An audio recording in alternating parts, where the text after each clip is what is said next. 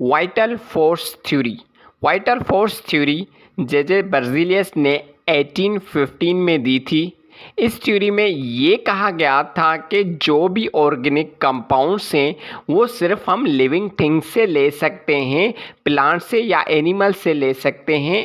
हम organic compounds laboratory में prepare नहीं कर सकते, ना ही किसी इनऑर्गेनिक सब्सटेंस के मदद से तैयार कर सकते हैं ऑर्गेनिक कंपाउंड्स।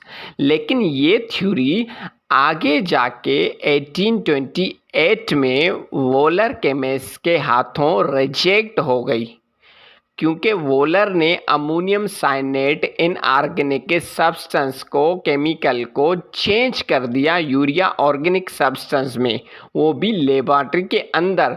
तो यहाँ पर वाइटल फोर्स थ्योरी क्या हो गई, रिजेक्ट हो गई।